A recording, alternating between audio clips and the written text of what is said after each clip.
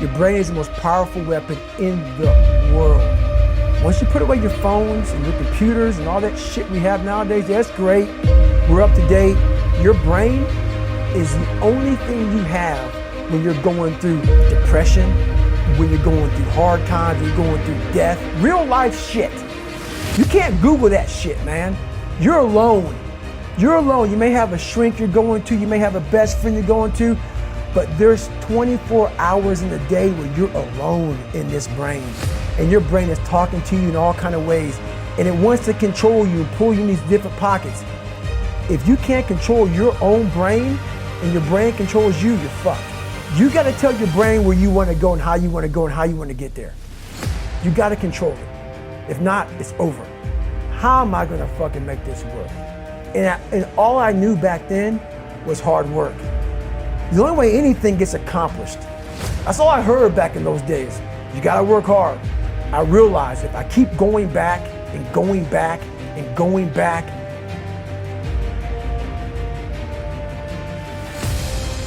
I realized how the brain works. I figured out how the brain works. I'm a scared kid, and that's what gives me so much power. I had no foundation, and I built this off of just researching the mind. The feeling you get is basically invincibility. You realize that you can't do it all the time.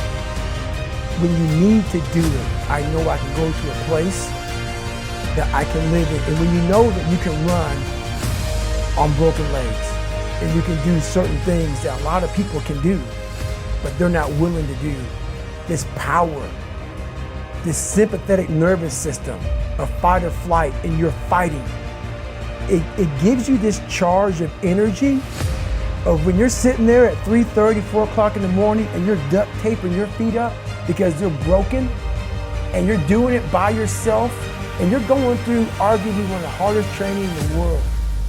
And these guys, most of them are healthy, and you're going through it broken, and you're already at a disadvantage, but you're still there. You can feed into that and tap into that for a lot of power.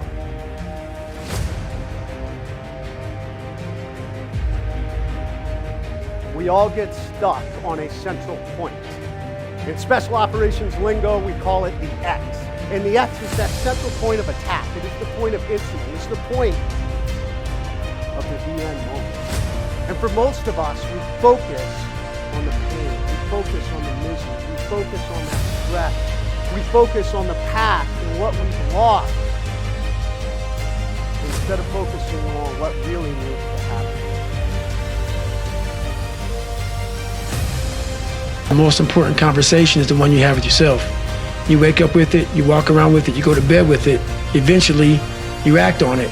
Sometimes you act on it good, sometimes bad. You gotta change the internal dialogue. That person in your head that's talking that to you, until you change the internal dialogue in your head, until you callous over the victim's mentality that the world is out to get you because of you are the only, you gotta change that man.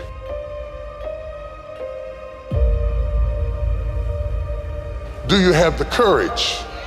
I'm going to drop something on you. It takes courage to be successful. It is far easier not to be successful.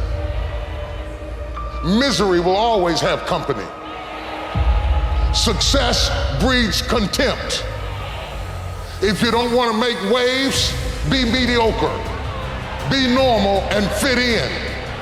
And if you're more concerned about people than you are God, then neutralize everything He put in you. Just fit in with everybody else. Dress like them, walk like them, act like them, eat like them, go where they go, think like they think, do what they do. And once you've neutralized your uniqueness, you don't need courage. It takes courage to be different. It takes courage to go where you've never gone before. For some of you, it took courage to come to this conference. It takes courage to get you outside of the box. It takes courage to be successful. It takes courage to win. People don't talk about people that don't win. If you win, they're going to talk about you. Do you have the courage to stand there though the storms keep raging and the people get to talking, and you stand there and say, I've come too far to turn say, do you have the courage?